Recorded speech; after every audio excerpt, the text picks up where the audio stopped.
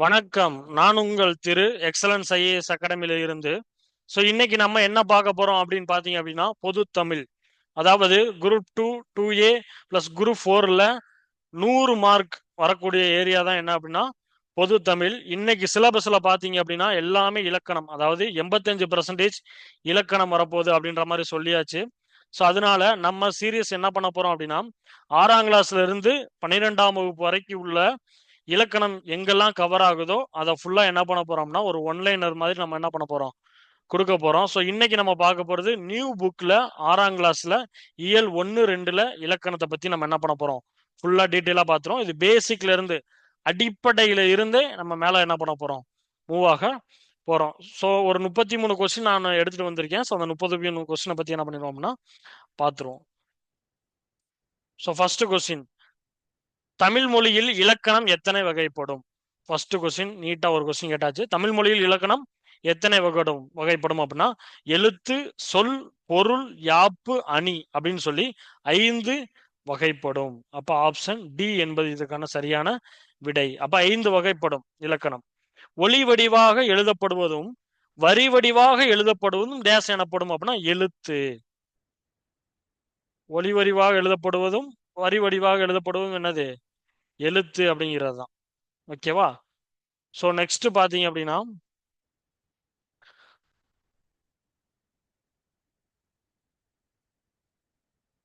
எழுத்து. உயிருக்கு முதன்மையானது என்ன அப்படின்னு பாத்தீங்க அப்படின்னா காற்று.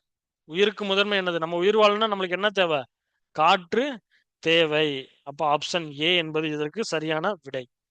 அடுத்த 4வது கொஸ்டின் என்னன்னா, இயல்பாக காற்று வெளிப்படும் போது டேஸ் எழுத்துக்கள் தோன்றும் அப்படின்னா நம்ம உயிர் வாழ என்ன வேணும்? காற்று வேணும். அப்ப காற்று வர்றப்ப என்ன எழுத்து வரும்? உயிர் எழுத்துக்கள் வரும். Option B. அடுத்து 5வது, தமிழில் உள்ள உயிர் குறில் எழுத்துக்கள் எத்தனை? உயிர் எழுத்துக்கள் மொத்தம் 12 வகைப்படும்.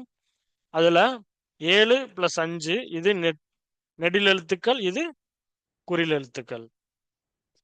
அப்ப 5 வகைப்படும். கரெக்டா? Option B. தமிழில் உள்ள உயிர் நெடில் எழுத்துக்கள் எத்தனை? இப்பதான் பார்த்தோம். 7 வகைப்படும் உயிர் நெடில் எழுத்துக்கள். கால அளவை குறிப்பது எதை அப்படின்னா ஒரு வார்த்தையோட காலத்தை குறிப்பது என்ன அப்படின்னா மாத்திரை. ஓகேவா? ஒரு ஒரு ஒரு கண் சிமிட்டக்கூடிய நேரத்திலேயோ இது நடக்கிறதா என்னன்னா மாத்திரைன்னு சொல்லுவாங்க. அப்ப கால அளவை குறிப்பது என்ன அப்படின்னு பாத்தீங்க அப்படின்னா மாத்திரை. Option A. அடுத்து 8வது, குறில் எழுத்து ஒலிக்கும் கால அளவு டேஸ் மாத்திரை. குறில் எழுத்து ஒலிக்கக்கூடிய கால அளவு ஒன்றும் இல்ல, கான்னு ஒரு வார்த்தையை வச்சுக்கிறேன், கான்னு ஒன்று வச்சுக்கிறேன், இக்குன்னு ஒரு வார்த்தையை வச்சுக்கிறேன். அப்ப கா அப்படிங்கிறது என்ன அப்படின்னா ஒரு மாத்திரை குறில் எழுத்து. நெடில் எழுத்துக்கு 2 மாத்திரை, மெய் எழுத்துக்கு அரை மாத்திரை. அவ்வளவு சிம்பிள். அப்ப குறில் எழுத்து ஒழிக்கக்கூடியதுக்கு ஒரு மாத்திரை. Option B. நெடில் எழுத்து ஒழிக்கக்கூடியதுக்கு 2 மாத்திரை. இதெல்லாம் பேசிக்கான கொஸ்டின் தான். ஆனா இதெல்லாம் நம்மளுக்கு தெரிஞ்சிருக்கணும். அப்பதான் நம்ம ஒரு கூற்றோ காரணமோ இல்ல ஒரு ஸ்டேட்மெண்ட்டோ கொடுக்குறப்ப நம்ம தப்பு பண்ணாம நம்ம என்ன பண்ண முடியும், ஆன்சர் எடுக்க முடியும். அடுத்து மெய் என்பது டேஸ் எனப்படும். மெய்யினாலே உடல். மெய்யினாலே என்னது? உடல். மெய்யெழுத்துக்களை ஒழிக்க டேஸ் இயக்கத்தின் பங்கு இன்றியமையாது அப்படின்னா உடல். நம்ம இப்பதான் சொன்னோம் மெய்யினாலே என்னது? உடல். இப்போ உடலோட பங்கு ரொம்ப ரொம்ப முக்கியம் மெய்யெழுத்துக்கள் ஒழிக்க. அப்ப மெய்யெழுத்துக்கள் அப்படிங்கிறது கசட தபர வல்லினம், நெனன நமன மெல்லினம், எரள வரல இடையினம். இதை ஒழிக்கிறதுக்கு உடல் அப்படிங்கிறது கண்டிப்பா தேவை. தமிழில் உள்ள மொத்த மெய்யெழுத்துக்கள் எத்தனை அப்படின்னா 18. மொத்த மெய்யெழுத்துக்கள் எத்தனை? 18. 13வது கொஸ்டின் என்னன்னா, தமிழில் உள்ள மெய்யெழுத்துக்களில் கசட தபர என்பவை டேஸ் எழுத்துக்கள், வல்லின எழுத்துக்கள்.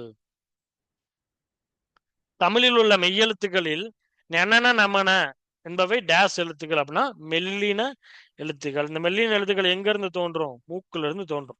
கரெக்டா? நெனன நமன அப்படின்றது மூக்குல இருந்து தோன்றும். கசட தபர அப்படிங்கிறது மார்புல இருந்து தோன்றக்கூடியதான் வல்லின எழுத்துக்கள். இடையினம் அப்படிங்கிறது மூக்குக்கும் மார்புக்கும் நடுவில் என்ன இருக்கு? கழுத்து இருக்கு. அப்ப கழுத்துல இருந்து தோன்றதா என்னது? இடையின எழுத்துக்கள். எரள வரல அப்படிங்கிறது இடையின எழுத்துக்கள். முடிஞ்சா முடிச்சு விட்டாச்சு. அடுத்து 16வது கொஸ்டின், மெய்யெழுத்துக்கள் ஒலிக்கும் கால அளவு என்ன? அங்கேயே பார்த்தோம், இக்கு எத்தனைல ஒலிக்கும்? அரையில தான் ஒலிக்கும். அப்ப அரை மாத்திரை. 17. மெய்யெழுத்துக்கள் 18உடன் உயிரெழுத்துக்கள் 12ம் சேர்வதால் தோன்றுவது என்ன எழுத்துக்கள்? உயிர் மெய் எழுத்துக்கள். உயிர் மெய் எழுத்துக்கள். அப்ப உயிர்மெய் எழுத்துக்கள் மொத்தம் எத்தனை இருக்கு? 216 உயிர்மெய் எழுத்துக்கள் இருக்கு. நெக்ஸ்ட், தமிழில் உள்ள உயிர்மெய் எழுத்துக்களின் எண்ணிக்கை அதேதான், 216. 19. உயிர்மெய் எழுத்துக்கள் எத்தனை வகைப்படும் அப்படின்னு கேட்டிருக்காங்க. உயிர் மெய் எழுத்துக்கள் எத்தனை வகைப்படும் அப்படின்னு பாத்தீங்க அப்படின்னா, உயிர்மெய் எழுத்துக்கள் மொத்தம் 2 வகைப்படும்.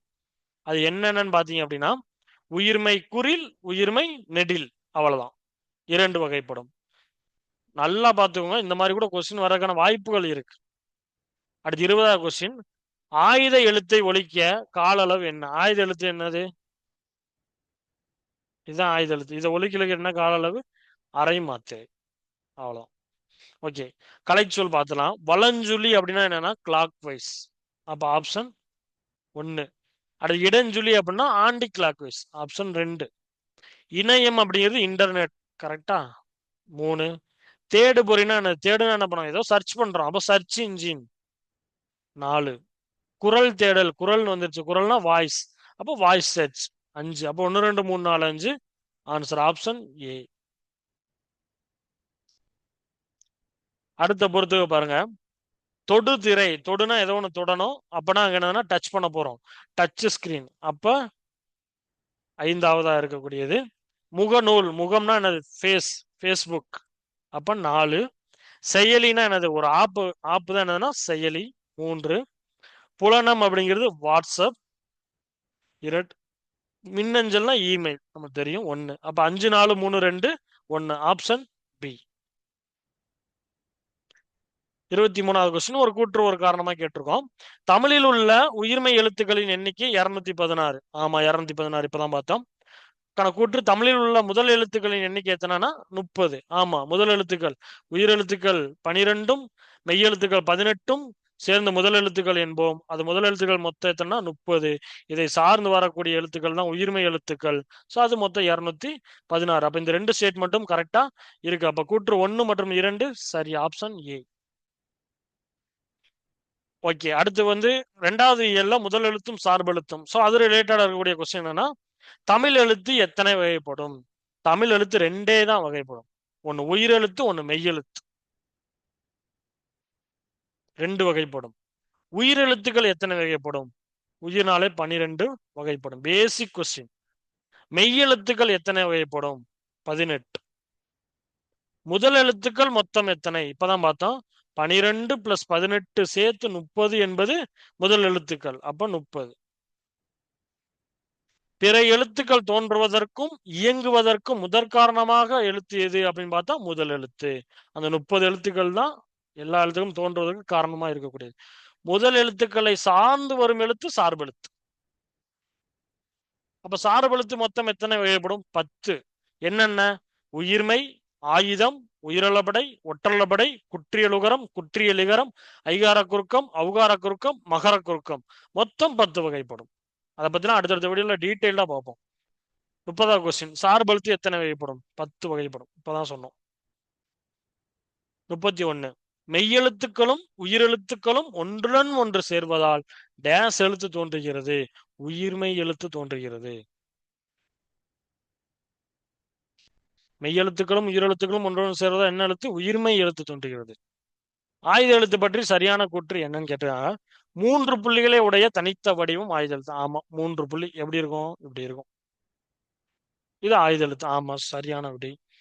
முப்புள்ளி, முப்பாற்புள்ளி, தனிநிலை என வேறு பெயர்களும் உண்டு. ஆமா, ஆயுத எழுத்துக்கு முப்புள்ளின்னு சொல்லுவாங்க, முப்பாற்புள்ளின்னு சொல்லுவாங்க, தனிநிலைன்னு சொல்லுவாங்க. ஓகே, சொல்லின் இடையில் மட்டுமே வரும். கரெக்டான ஸ்டேட்மெண்ட். சொல்லின் இடையில் மட்டும்தான் ஆயுத எழுத்து வரும். முதலிலோ இல்ல கடைசியிலோ ஆயுத எழுத்து வராது. அப்ப இங்க 3 ஸ்டேட்மெண்ட்டும் சரியாக இருக்கு. 33வது கொஸ்டின், லாஸ்ட் கொஸ்டின். கூற்று 1. பிற எழுத்துக்கள் தோன்றுவதற்கும் இயங்குவதற்கும் முதற்காரணமாக இருப்பது முதல் எழுத்து. அங்கே பார்த்தோம் 30 எழுத்து. ஓகே, தமிழில் உள்ள முதல் எழுத்துக்கள் மொத்தம் 30. சரியா போச்சு. கூற்று 1 2 சரி. ஓகே. ஸோ இயல் 1, 2ல இருக்கக்கூடிய ஒன்லைனர் பேசிக்கான கொஸ்டின்ஸ் எல்லாமே நம்ம என்ன பண்ணிட்டோம்னா பார்த்தோம். ஸோ இதுக்கு அடுத்தடுத்த வீடியோல அடுத்தடுத்த இலக்கணம் இயல்ல நம்ம டீட்டெயிலாக பார்த்துருவோம் ஒரு ஒன்லைனர் மாதிரி. ஸோ மிஸ் பண்ணாதீங்க, அடுத்தடுத்த வீடியோவை தெளிவாக பாருங்க. ஸோ இலக்கணத்தில் 85க்கு 85 நம்ம எடுத்தே ஆகணும். ஸோ அது மட்டும் தான் நம்மளோட டார்கெட். ஸோ அதுக்கு அடுத்த வீடியோவில் சந்திப்போம். தேங்க்யூ.